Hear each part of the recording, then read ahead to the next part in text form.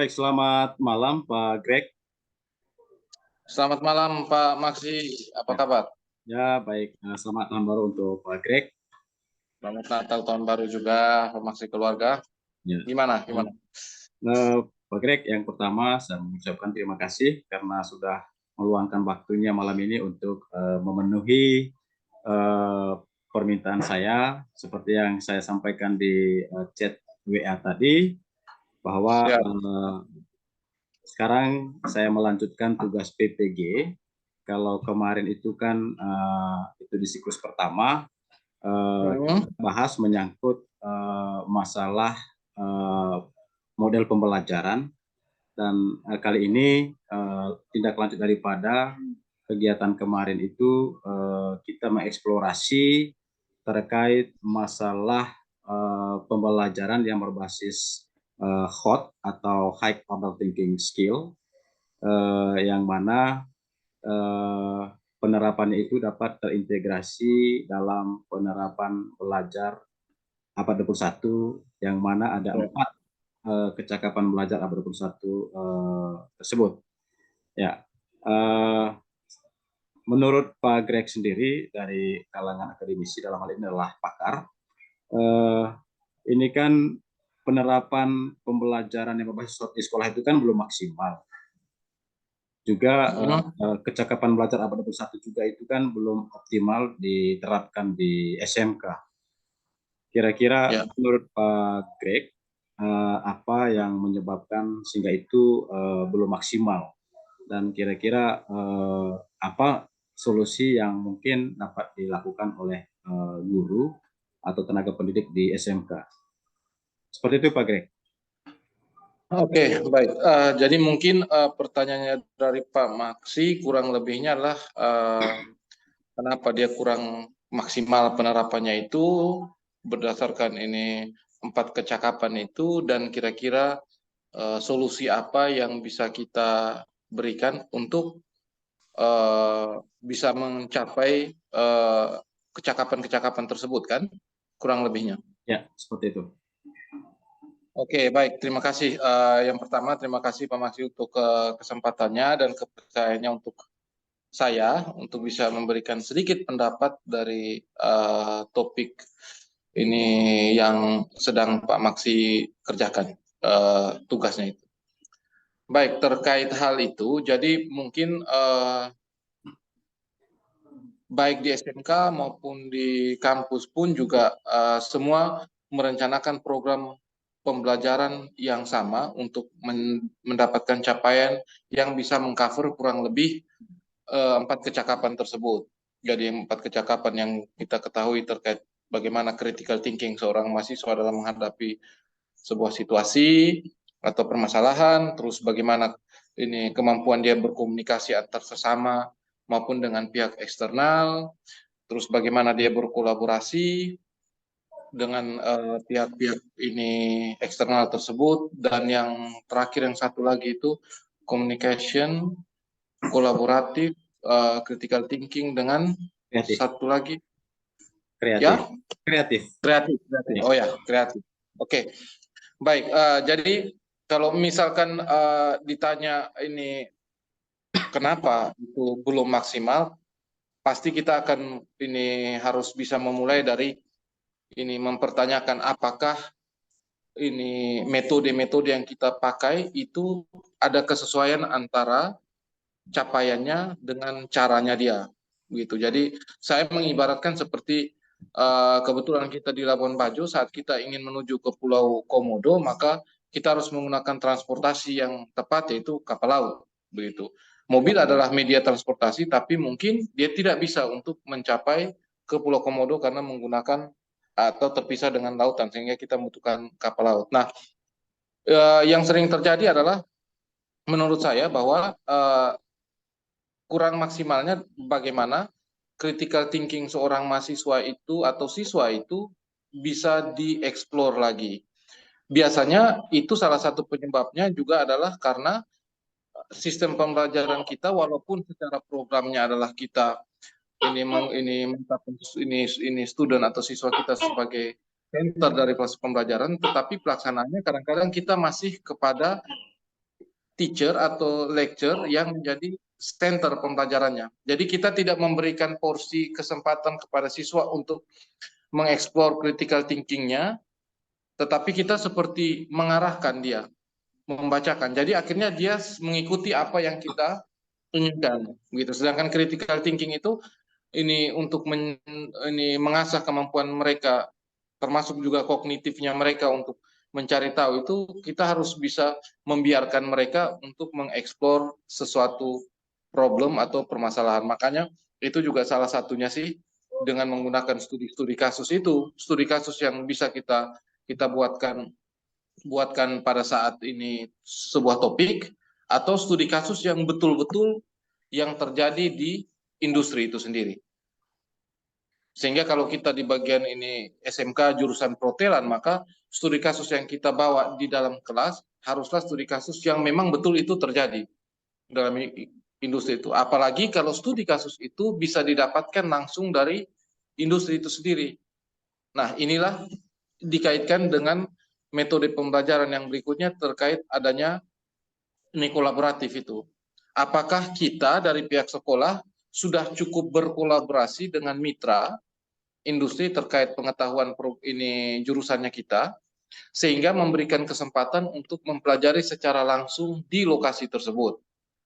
Begitu. Jadi ini kita bisa kembangkan metode-metode tersebut dengan misalkan mengundang ini pihak industri untuk sharing, berbagi ini kasus yang sering terjadi, bagaimana penanganannya, atau kita berkunjung ke ini tempat mereka untuk membahas sebuah topik. Jadi kita tidak lagi terpaku pada nanti magang baru dia akan ke sana. Magang ini, sedangkan kita tidak mempersiapkan dari sebelum mereka turun magang terkait nanti kalau kalian akan turun ke industri itu kira-kira permasalahan ini akan sering muncul. Nah, topik-topik itu bisa kita dapatkan salah satunya dengan melakukan observasi itu. Sehingga saat kita menerapkan proses kolaboratif, apakah sekolah ataupun ini gurunya sudah cukup memberikan kesempatan untuk kolaborasi dengan pihak industri atau tidak. Saat dia bisa memberikan kesempatan untuk dia berkunjung ke pihak ini industri, maka si siswa ini otomatis akan dibekali. Jadi kan kalau kita kasih mereka kunjungan ke industri atau misalkan ada narasumber yang datang, kita kan sudah memberikan kisi-kisi ke mereka bahwa topiknya ini. Misalkan kita di bagian housekeeping bahwa salah satu permasalahan yang sering muncul di situ adalah adanya ini lost and found misalkan. Nah, ini kita bisa bekali mereka dengan sebenarnya apa itu lost and found. Nah, setelah mereka mendapatkan insight itu, mereka kita ajak untuk sekarang sudah ada kasus bahwa ada barang tamu yang hilang maupun barang tamu yang ketinggalan. Nah, di hotel itu ada prosedur penanganannya. Nah, kira-kira menurut kalian bagaimana kita menangani ini kejadian tersebut apabila terjadi barang tamu yang ketinggalan dan dia sudah check out, ataupun barang tamu yang dia melaporkan ada kehilangan. Nah, di sini artinya kita memberikan dia kesempatan untuk berpikir kreatif. Nah, critical thinking dengan menyediakan studi kasus, didukung oleh kolaborasi kita dengan industri, bahwa betul ini salah satu contoh kasus yang sering terjadi, apalagi kalau didukung dengan ini proses pembelajaran tersebut, sekali-sekali dikasih mereka observasi atau dikasih kelompok, silahkan kalian observasi temanya ini ke sekolah ini, kalian tanyakan prosedur ini seperti apa. Nah, disinilah anak-anak tuh akan mempersiapkan pertanyaan. Saat mereka menyusun poin pertanyaan untuk mendapatkan jawaban tersebut, di satu sisi juga kita melatih proses kreatifnya mereka. Karena dia akan berkomunikasi atau kecakapan yang keempat, communication, kemampuan berkomunikasi dengan pihak eksternal. Jadi dalam proses tersebut, saat dia sudah menyusun poin yang akan dia tanyakan, dia juga akan harus mempersiapkan diri untuk menanyakan kepada si pihak industrinya atau narasumber yang ada di situ, sehingga apa yang dia ingin tanyakan sesuai dengan studi kasus yang sedang diangkat dan juga bisa dipahami oleh pihak industri tersebut. Jadi kembali ke ini pertanyaan awal bahwa apa kendala-kendala yang sering terjadi sehingga kurang maksimal, bukan hanya di sekolah maupun di kampus. Secara programnya ada, tetapi secara implementasinya yang belum maksimal karena mungkin kurang. Satu, critical thinking-nya itu kurang mendapatkan insight terkait apa sih studi kasus yang paling banyak sering muncul di situ. Jadi akhirnya kita berpatokan kepada teori yang ada di buku saja bahwa melayani tamu harus begini, di kamar membersihkan kamar dan sebagainya. Sedangkan kejadian-kejadian yang tidak bisa direncanakan, kalau prosedur pembersihan kamar kan kita merencanakan dari awal. Tapi kalau tiba-tiba ada barang tamu ketinggalan, barang tamu pecah dan sebagainya, itu kan sesuatu yang aksidental yang diketahui. Nah, disitulah kesempatan mereka untuk berpikir, oh kalau begini, kira-kira solusinya seperti apa. Sedangkan yang di industri, dia punya prosedur tuh penanganan lost and found tadi contohnya. Tapi sebelum dia dapatkan itu, jadi dia dikasih kesempatan untuk kalau ada barang tamu yang ketinggalan tuh kira-kira kalian sebagai rumah tenda apa yang harus kalian lakukan. Jadi mereka akan mencoba berpikir dulu, nanti mereka tanyakan kepada industri, jawaban yang dari industri yang sesuai dengan prosedur itu apabila sesuai dengan perkiraan kreativitasnya mereka, maka itu sebenarnya sudah klop itu. Jadi dia, oh ternyata betul yang saya pikirkan, kalau ada barang tamu yang ketinggalan, kalau dia sudah check-in itu, saya harus segera laporkan kepada supervisor. Itu bukan barang tamu yang ketinggalan dan akhirnya jadi sampah atau kita bawa pulang, itu masih miliknya tamu. Karena ternyata ada, nanti ini supervisornya mungkin akan menjelaskan bahwa, ya karena ada periode dalam lost and found itu. Selama 1 bulan, barang tersebut akan diinformasikan kepada pihak tamu melalui data yang ada di front office.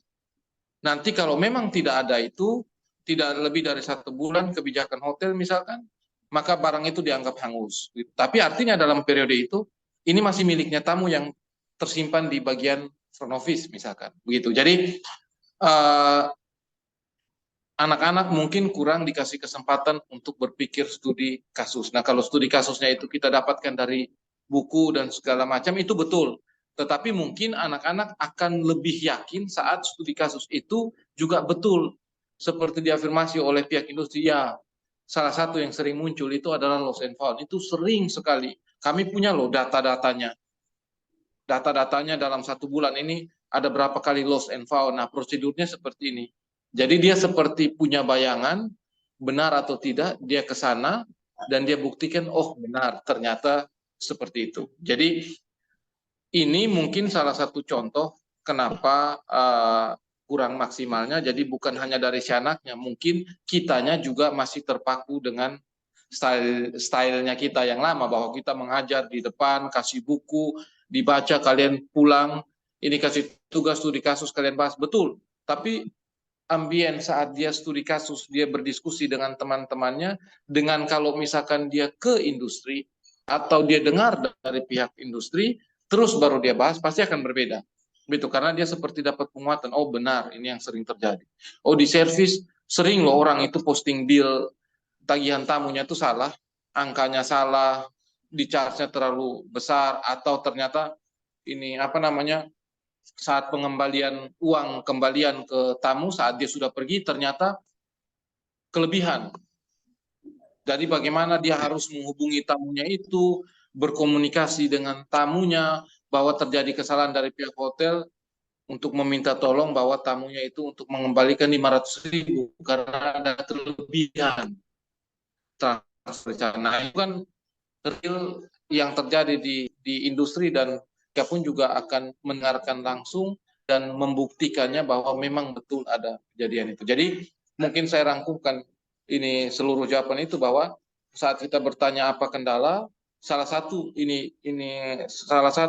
selain daya tangkapnya siswa yang berbeda antara satu dan yang lain, dari kita secara tenaga pendidik, apakah program itu sudah sesuai dan sudah kita terapkan atau tidak.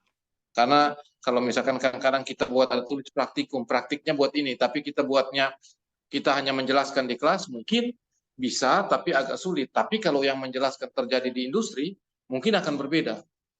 Begitu. Jadi maksimalkan ini solusi-solusinya, ya critical thinking itu pasti harus dimulai dengan adanya poin-poin yang harus dia bisa pikirkan, dia cari tahu, berkreasi bersama teman-teman, dan didapat oleh kolaborasi dengan pihak industri itu. Jadi mungkin kurang lebihnya dari saya seperti itu.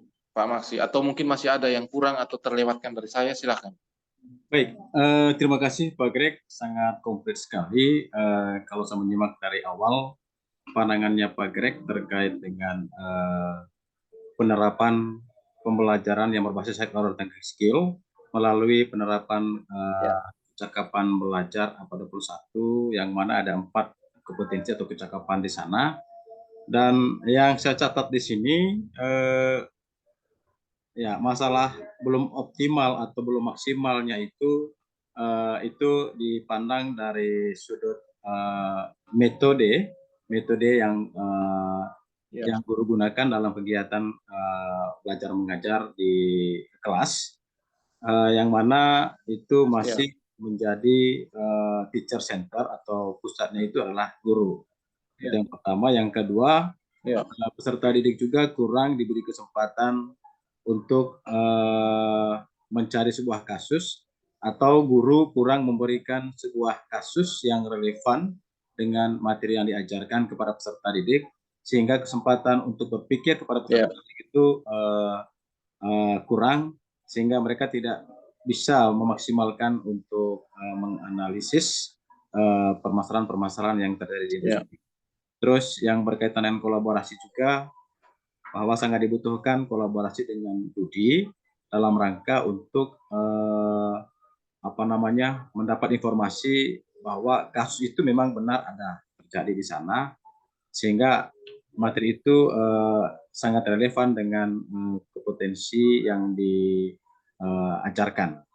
Terus yang berikut juga faktor daya tangkap juga di sini, daya tangkap peserta didik memang bervariasi di sini. Ini juga yang menyebabkan capaian kompetensi itu rendah, khususnya 4 kecakapan tadi.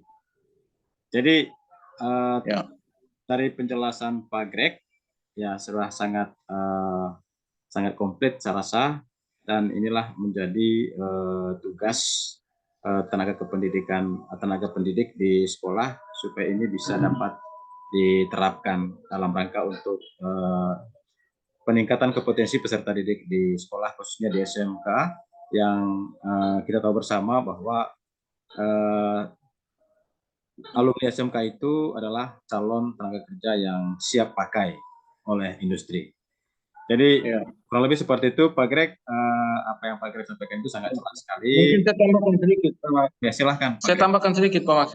Jadi yang kami di kampus juga lakukan, bahwa kayak misalkan total dalam satu semester itu dia berapa pertemuan, kita harus bisa menanyakan kepada diri kita sebagai pengajar ataupun jurusan kita bahwa berapa kali nih porsinya kita akan sebagai full pengajar, berapa kali tuh kita kasih kesempatan untuk pihak industri, walaupun betul itu hubungannya dengan anggaran, tetapi memang akhirnya apabila semakin banyak pihak industri dilibatkan di dalam proses pembelajaran itu 100% akan semakin memperkuat keyakinan mereka.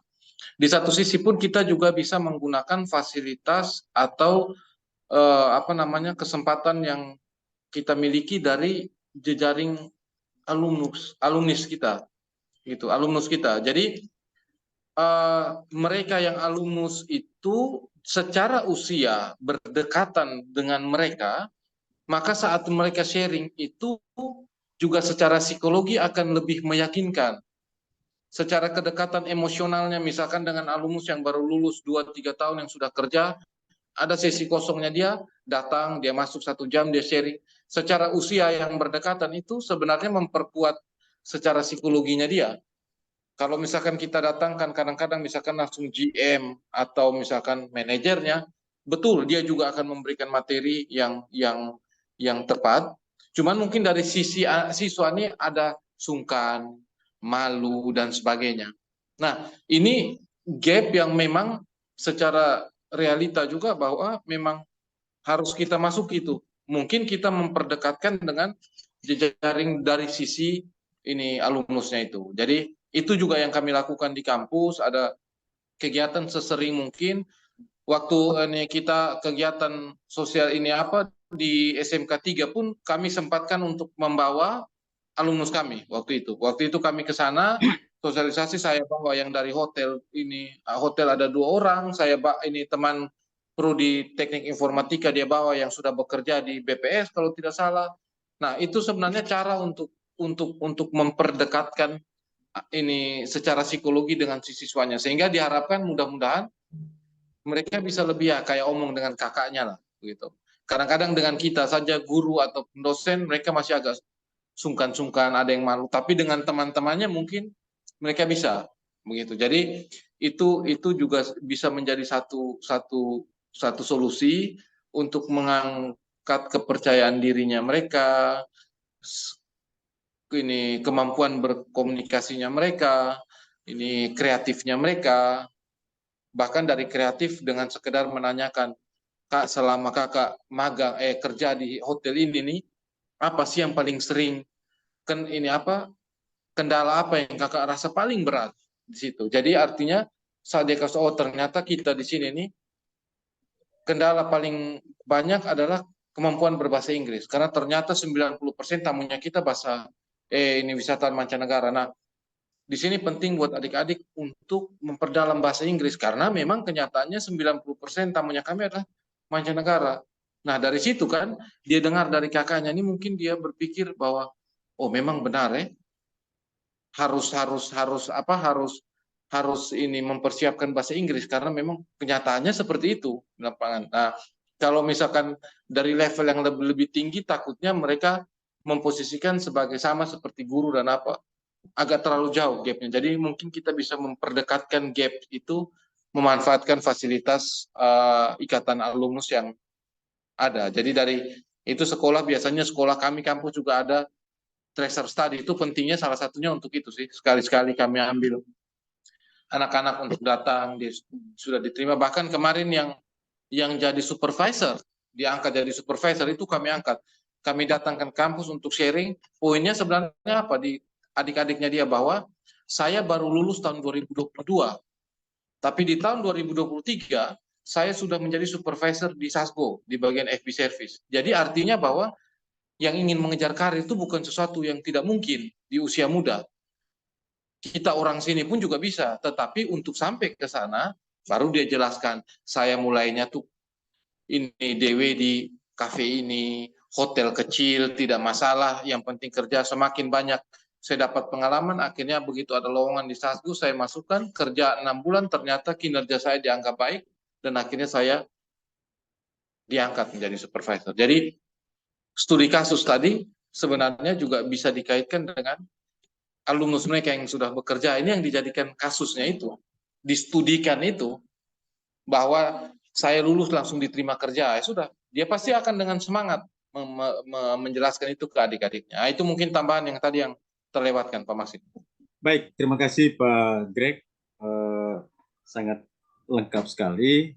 Jadi memang itu juga menjadi salah satu yang harus diperhatikan oleh sekolah, yaitu frekuensi kehadiran guru tamu di sekolah dalam rangka untuk kolaborasi, juga memanfaatkan alumnus untuk melakukan pembelajaran di sekolah dalam rangka untuk meningkatkan kepercayaan diri, termasuk kolaborasi dengan industri dan sekolah dalam hal ini peserta didik.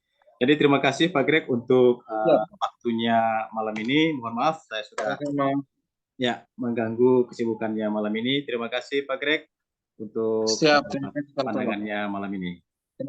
Semoga sukses. Terima kasih. Selamat malam. Selamat malam.